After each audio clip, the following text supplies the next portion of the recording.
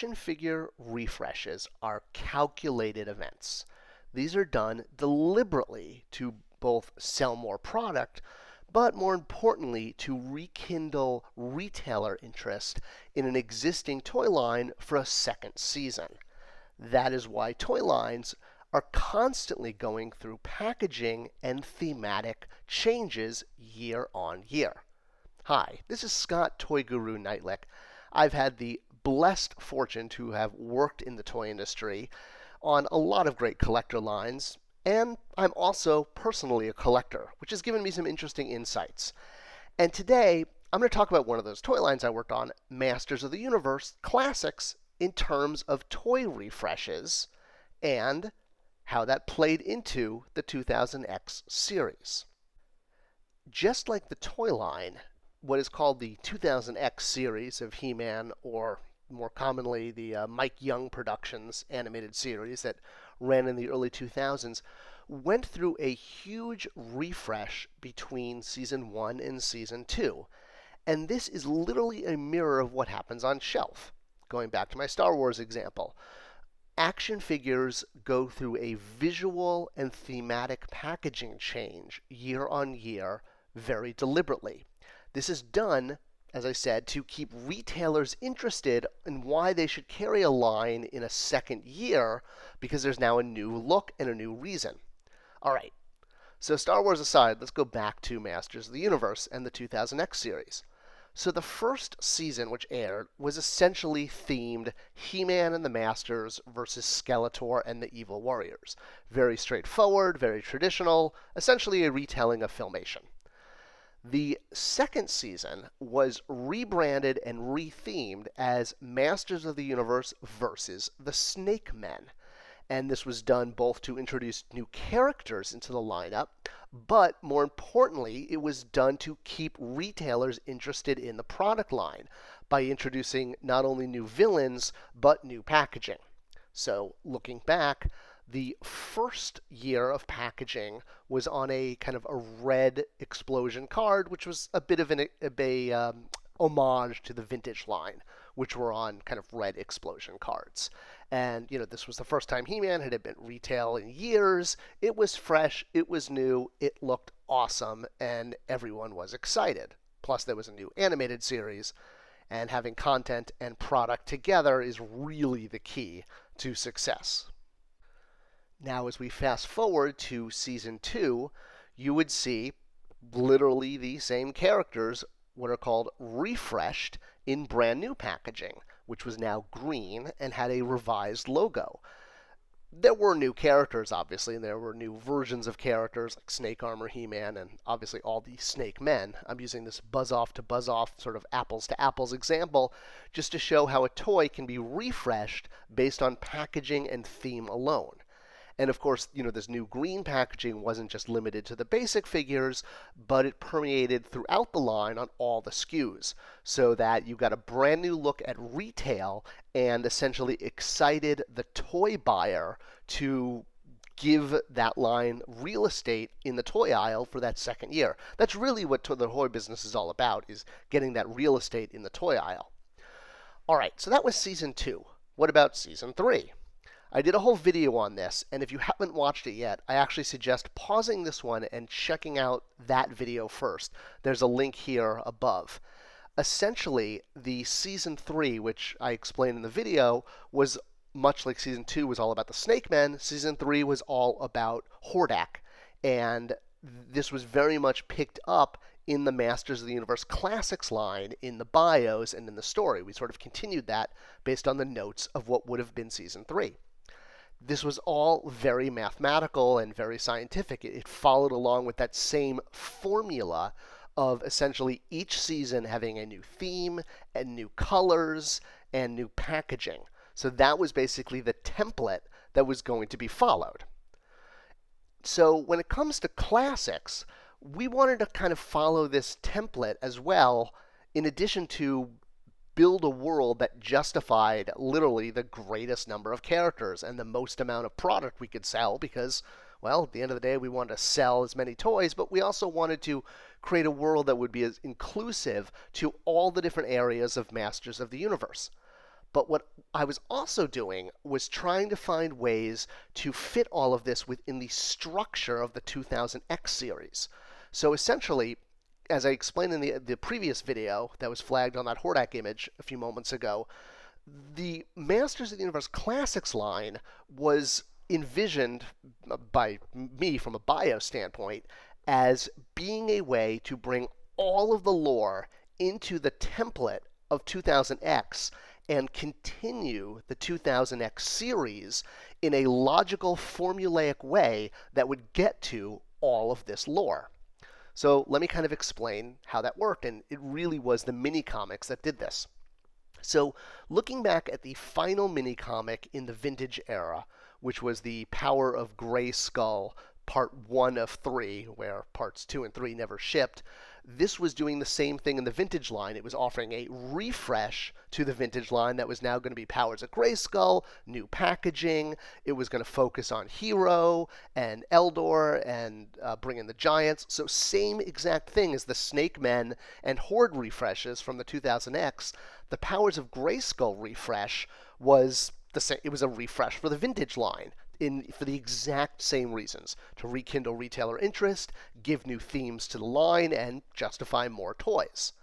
So, when it came time to doing the mini comics for the MOTU Classics line, the way I kind of envisioned these in the long run, and it still amazes me we got to everything, was those first 3 mini comics were not only going to tell a retelling of the Powers of Grayskull story, but we're going to represent the climax of that Hordak Season 3 of 2000X, based on the notes that Ian had given me and the interviews he did online.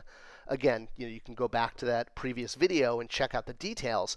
But essentially here we see in the second Ultimate Battleground, this was meant to be what the climax of Season 3 of 2000X, had it continued, based on the notes, would have been. It would have been this giant battle. You can even see King Hiss there holding the Havoc staff and the Snake staff, and Skeletor having to fight with a blaster.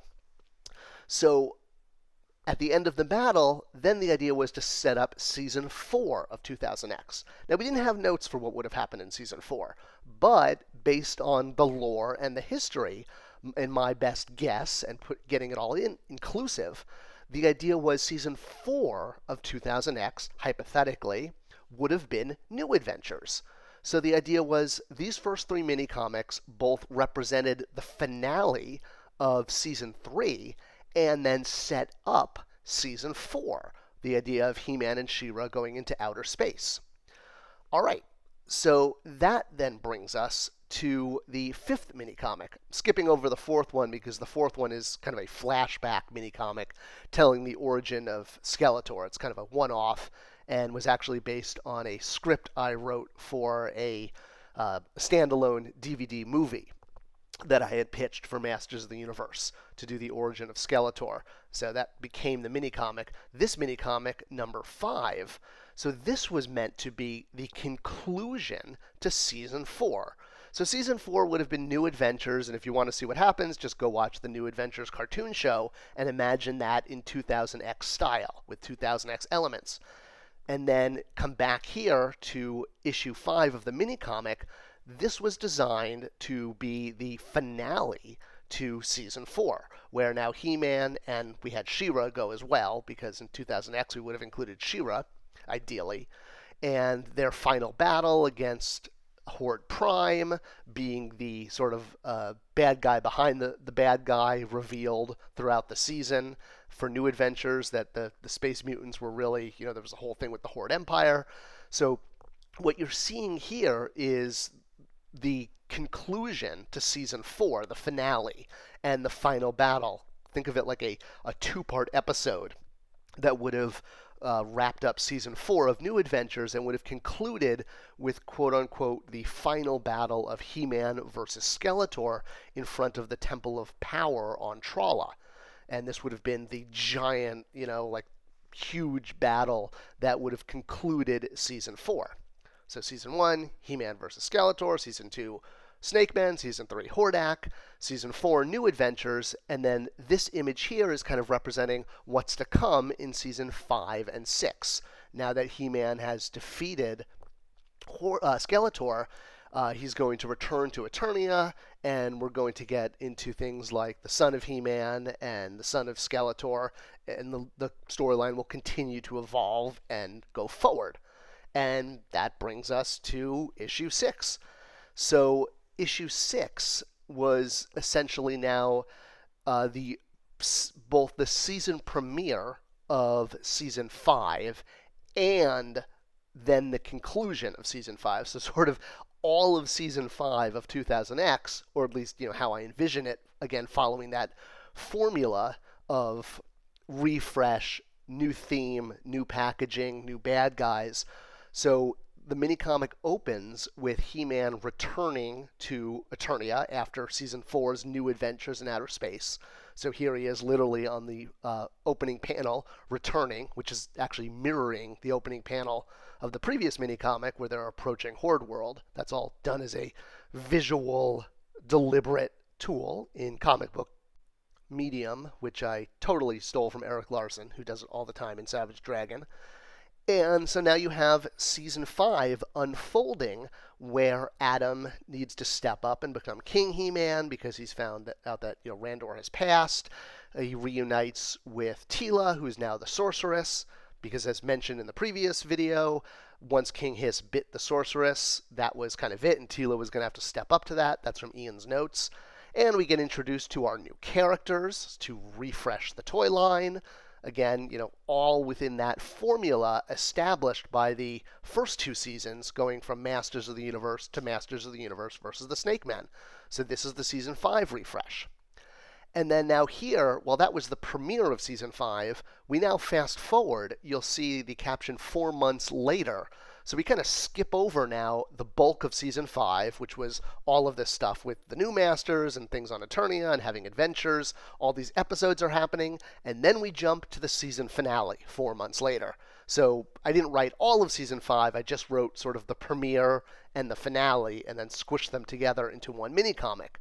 So the finale of Season 5 then would have been the destruction of Castle Grayskull, which would have been the giant finale of the season with a huge event that changes the balance of power and once again requires the toy line to be refreshed and have all new themes and all new characters. And we see at the finale of Season 5, the Unnamed One has been released, and he's brought his squad, and again, new characters are introduced to sell more toys. We see some familiar faces, slightly refreshed. Dare has now joined the cast because he's been introduced in this season as a secondary hero, learning alongside of his father. So again, moving the brand forward, but within the template and structure of how the 2000X cartoon series worked thematically season to season. And then the little scroll we had at the bottom of this was going to kind of promise what was going to happen in Season 6, which, it's funny, when I wrote this scroll, had no idea we were going to get to more mini-comics. And then I was sort of on the hook to making everything in this scroll happen. All right. So now here we are at Season 6. So Season 5 was He-Man was Homecoming, essentially, with the finale being the return of Gorbo. We skipped over a lot of Season 5 in that sort of 4 months later time skip, but you can fill in the gap in your head what might have happened. And so now here we are at Season 6, which the theme is now Dare going from his introduction in Season 5, being He-Man's son, to now his arc is stepping up from just being kind of like, not He-Man's sidekick, but a secondary character in Season 5. He's now going to grow into a main character and is going to sort of take the brand forward.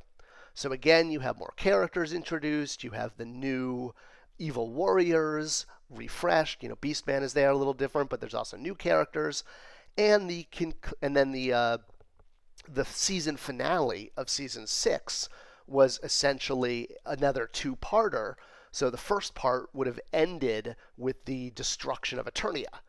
And then the second part of the finale of Season 6, the two-parter, would have been the third Ultimate Battleground, which is represented here, and was, again, meant to be a giant battle that would be even bigger than the second Ultimate Battleground or the first Ultimate Battleground, and would even bring in the classic versions of all of our favorite heroes and villains one last time before the brand continues to move forward in another direction where these characters aren't necessarily going to be in their classic form.